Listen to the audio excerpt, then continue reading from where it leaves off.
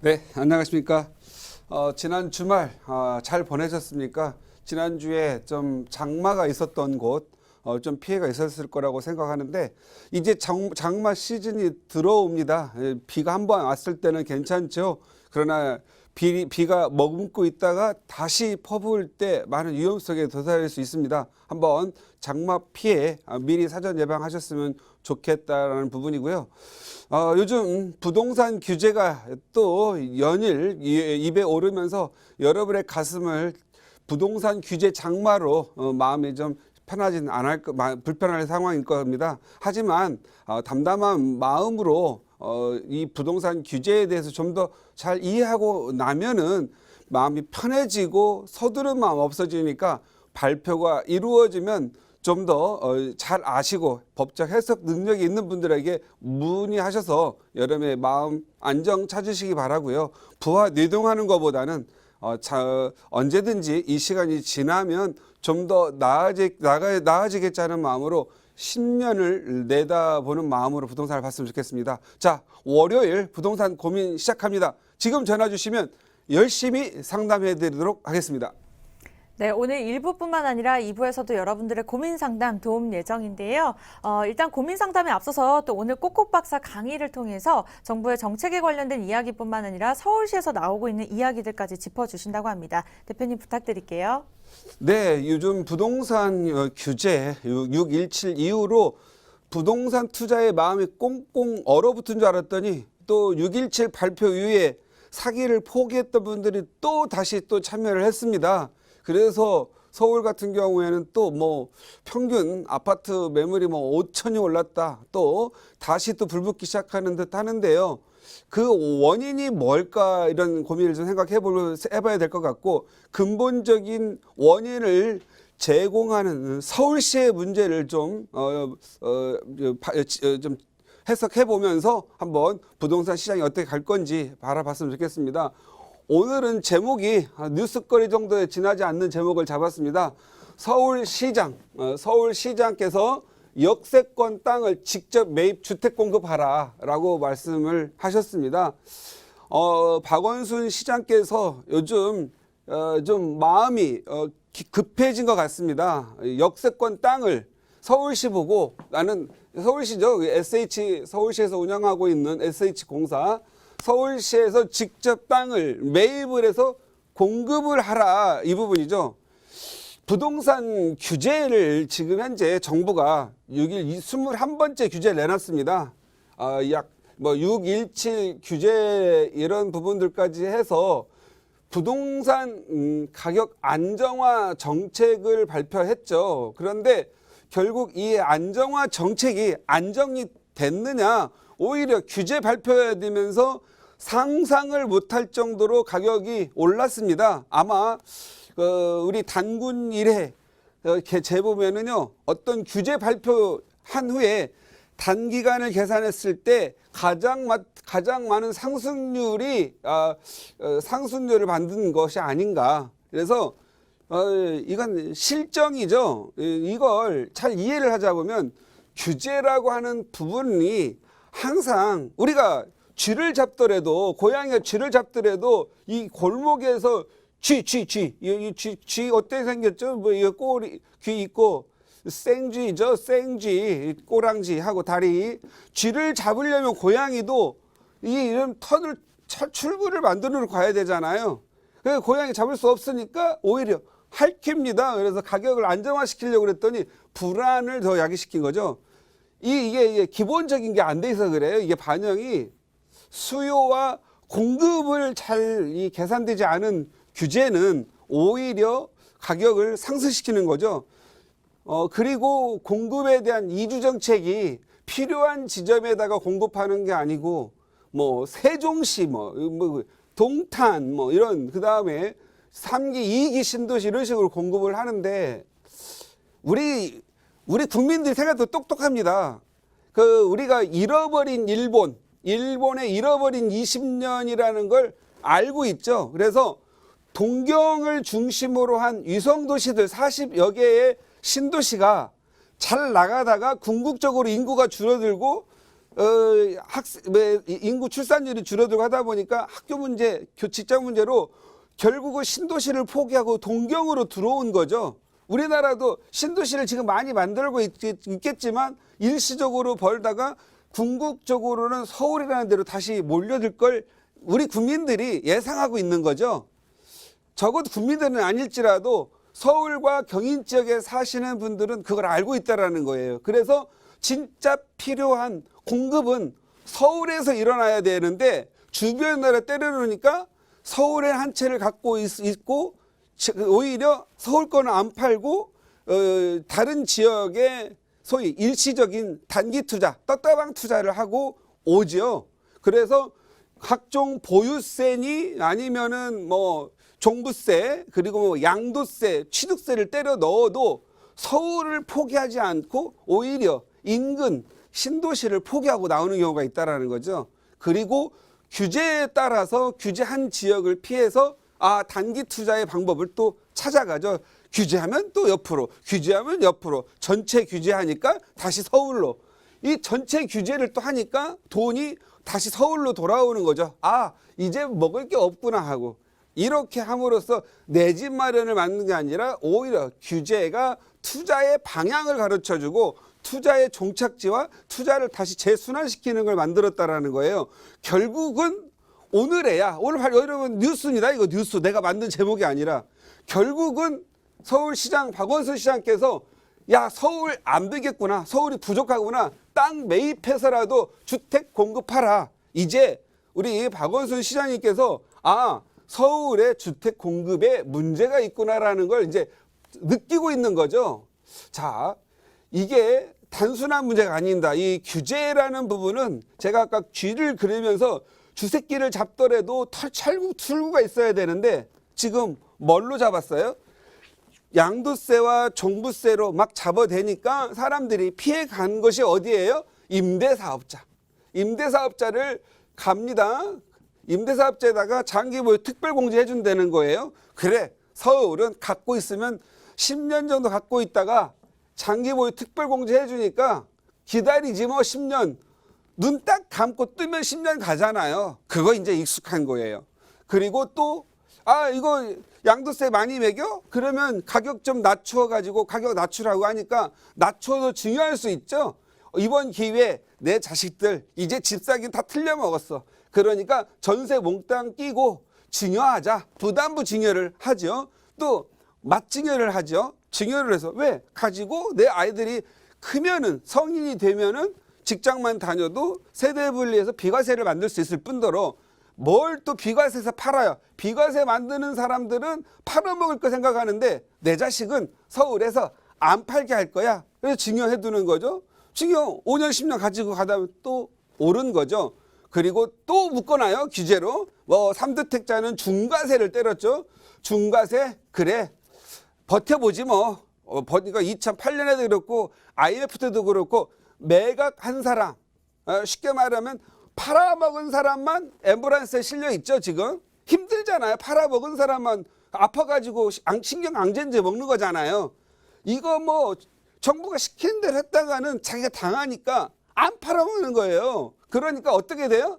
수요 공급에서 원래 이게 공급이 돼서 가격을 낮춰야 되는데 공급은 서울이라는 이 묘한 세계에다가는 공급이 얼마나 된 줄 아십니까? 지난 2018년에 공급을 서울시장님께서 8만 원을 공급했는데요. 언제까지? 2022년까지. 그런데 몇 채 공급했어요? 60채 공급했대요. 60채. 그리고 사람들이 공급한 거 뭐 있어요? 그냥 이 주택 임대 사업자 내 가지고 할 수 있도록 한 거 민간이 좀 공급한 거고 결국 8만 호에서 8만 원 60채 공급해서 말이 안 되잖아요. 이래저래 공급이 뒤처지고 있죠. 물론 몇천 세대 나올 건 있을 수 있겠습니다. 그러나 이게 공급이 한 만큼 안 되는 거죠. 결국은 어떻게 돼요? 이 공급이 돼서 가격이 좀 낮아져야 될 거, 안정화가 돼야 될 게 이거 임대사업으로 가서 증여로 가서 중과세로 피해다 보니까 거꾸로 매물이 잠겼죠. 오를 수밖에 없습니다. 이거 계산 못한 거예요. 뭔가 팔 수 있는 증거를 만들어서 너 언제까지 팔면 어떻게 좀 해주겠다는 특혜를 해서 시장에다가 좀 국가가 이 증과세 20%까지 받아서 뭐예요? 그냥 더 세금만 안 나오고 더 힘들죠. 세금 좀 돌아가게끔 해가 세금 걷어다가 코로나 할 때 좀 더 풀어주면 되는데 이거 미래에다가 묶어가지고 하니 저 서로 경제적으로 부담만 더 하중돼요. 공급을 끊었죠. 어떻게? 원래 있던 집마저 팔 수 있는 걸 막아놨어요. 그래서 다주택자를 요즘 뭐 거의 뭐 좀 이상한 범죄자 취급을 해요. 다주택자를 뭐 때려잡자 뭐 이런 거죠. 근데 이 사람들 도시 사람들이 죽겠어요? 그냥 일 악물고 갖고 가겠죠. 뭐 계속 또 하게 되면은 결국 어떻게 되겠죠? 결국은 서민 경제가 무너지게 돼 있죠. 무너지면 어떻게 해요? 다시 분명히 제가 봤을 때는 이 정부에서는요, 어느 정도 안정화라는 어떤 또 명분을 잡을 거예요. 주택가격 안정화. 그래서 안정화 잡아놓고 규제를 다 풀어줄 날이 올 것 같습니다. 부분적으로든 풀어주면 다시 경기 활성화한다고 하겠죠. 제가 봤을 때는 이건 위험한 발상의 규제가 계속되고 있는 거죠. 저는 이 수요와 공급을 자연스럽게 만들어주면서 이 인간의 내면 심리 과정이 있죠. 심리 과정. 나도 무조건 사야 돼. 영끌이에서 사야 돼. 그리고 지금 안 사려면은 나는 영원히 도태돼. 이러한 생각을 만들어주지 않으면서 해야 되는 부분인데, 요게 이제 하다 보니까 어떻게 돼요? 오늘 아침에 역세권 땅 직접 매입해서 하래. 이 땅이 1, 2원 갑니까? 꼭 왜 역세권으로 해야 하는 거죠? 역세권이 비싼 데다가 또 더 비싸게 불지르는 정책이잖아요. 무슨 사람들 전문가들 뭐예요? 무조건 역세권 사라. 이거 10년 넘는 얘기잖아요. 그죠? 그러면 역세권을 사라가 아니라 그냥 재개발, 재건축 좀 풀어줘라가 더 낫지 않겠습니까? 그래서 좀 자연스레 민간이 서울시가 다 주도해서 공급할 게 아니라 민간인이 좀 공급할 수 있도록 해줘야 되는 부분이죠. 그런데 이 지금 현재 역세권 지금 현재 우리 그 비싼 땅에다가 서울시가 또 다시 세금을 걷어다가 땅을 사서 직접 매입해서 또 임대 아파트를 공급하겠죠. 그러면 과연 그 주택 공급량이 얼마나 될 것이며 그 돈을 얼마나 채울 건지, 오히려 역세권 땅의 가격이 또 부채질 되겠죠. 이제 어떻게 해요? 앞으로 지금 현재 뻔하죠. 저쪽 고덕 같은데 고덕 비지밸리 만들면 산업단지 들어오죠. 직장인 많이 들어올 거 아니에요. 고덕 아파트 비싸요. 그러면 이제 고덕 9호선 생기는 고덕역 9호선 자락 이런데 이제 또 역세권 주택들들 가격도 많이 올라가겠죠. 그런 걸 눈에 띄게끔 오르잖아요. 이런 예를 들면 가격이 이제 또 고덕시를 또 열어주는 거잖아요. 서울시가. 이러면 안 된다라는 거죠. 그래서 저는 이렇게 생각을 해봅니다. 과연 서울에 역세권 토지 매입 가능한 게 있는가? 그리고 그만한 자원으로 투자할 수 있는가? 이것은 제가 봤을 땐 좀 위험한 발언을 했고 역세권 토지를 또 올리는 부분이 되지 않겠느냐. 오히려 역세권 재개발을 과감하게 풀어서 좀 노도가 좀 안 맞더라도 법정만 준수가 된다면 오히려 용적률을 높여주어가지고 요즘 그런 역세권 시프트 좋잖아요. 서울시가 만든 거잖아요. 용적률 200%짜리를 이 400% 만들어줘서 200% 올라간 부분 중에서 100%를 서울시 가져가게 하고 300%를 민간이 지어주는 이 훌륭한 제도를 사용하는 게 더 낫다라고 저는 말씀드리는 거고, 여기 역세권 도로 잘 놔주고 뭐하고 분쟁도 없고 막 이런 더 좋잖아요. 오히려 이런 것들은요 지역주택조합 활성화만 시켜가지고 힘들게 하죠. 그래서 지역주택자 위험한 투자를 또 이끌어가는 아주 이끌어가게 하는 나쁜 그러한 영향을 미칠 수 있는 거 아닌가. 지금 서울시에는 다른 거 없어요. 공급이 없고 주택은 개수는 많은데 살만한 양질의 주택이 없는 거죠. 신혼부부들이 좋아하는 24평형 아파트 없고요. 아이 둘 키우기 좋아하시는 분들 전용 면적 84제곱미터, 과거에 33평 아파트가 부족한 겁니다. 화장실 2개짜리. 요걸 과감하게 공급할 수 있도록 그냥 좀 풀어줬으면 좋겠어요. 그러니까 규제는 까다롭고 무슨 재건축한다는데 또 안전진단을 강화시켜가지고 기존 재건축 진행하고 있는 아파트에 몰리게 하고, 이게 부동산 정책은 부동산 부동산 시장을 안정화시킨다라는 것은요, 기존에 있는 것들을 평온하게 거래를 시키면서 그 부족한 가격 오르는 데다가 공급을 좀 더 시켜서 가격을 완충시켜주는 역할을 해야 되는데, 물건은 제도로 규제로 없애버리고, 그리고 또 지을 것은 또 없애서 짓고 있는 것만 비싸게 만들어주는 그 정책, 그놈이 또 비싸지면 주변의 가격이 개에 맞춰서 후루룩 또 올라가죠. 그래서 결국은 전체적으로 가격을 올리는 그러한 정책을 하고 있는데, 과감해집시다. 과감하게 이 규제, 재개발, 재건축, 서울은 땅이 없잖아. 이제 그린벨트 풀 거밖에 없잖아요. 그럴 바에는 재개발, 재건축을 과감하게 풀게 하고,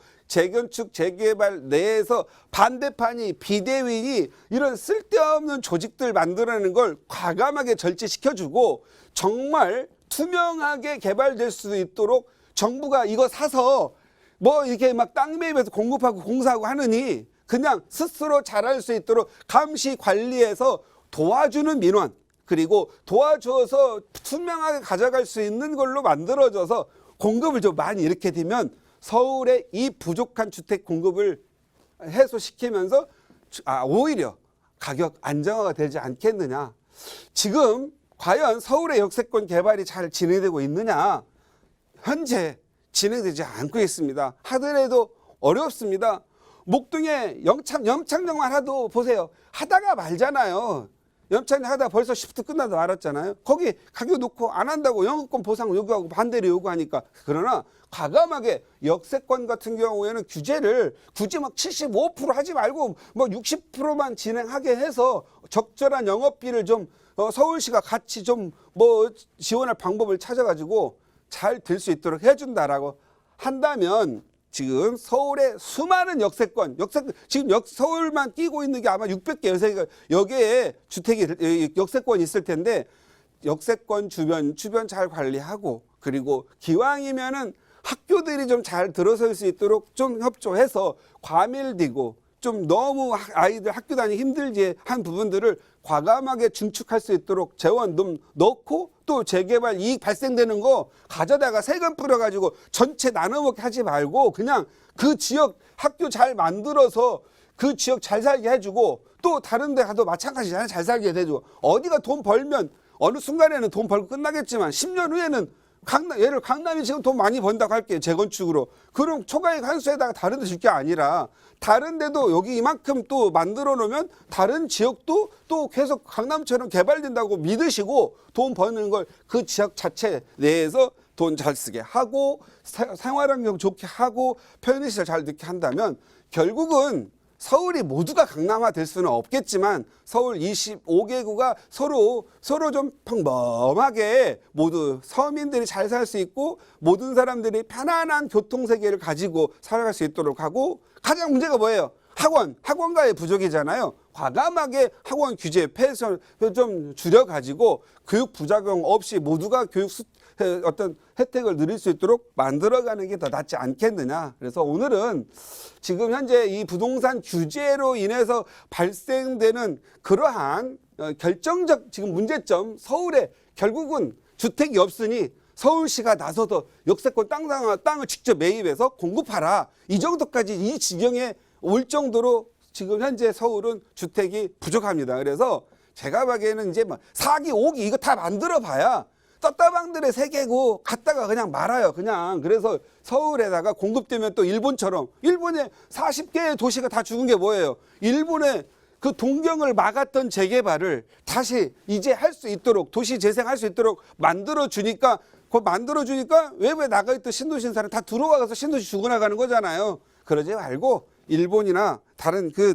나라의 예를 들어서라도 제가 봤을 때는 우리 서울만큼은 다른 도시와 다른 나라와 다른 아이덴티티가 있는 서울의 군집성을 이해하고 서울을 개발을 잘 할 수 있도록 좀 규제를 완화해서 좀 서울에 많은 분들이 내 집 마련할 수 있는 기회를 만들어서 모두가 서울 전체 사람들이 편안하게 살 수 있고 주택 가격이 안정되는 시장을 만들었으면 좋겠다, 이런 의견 드리면서 마치도록 하겠습니다.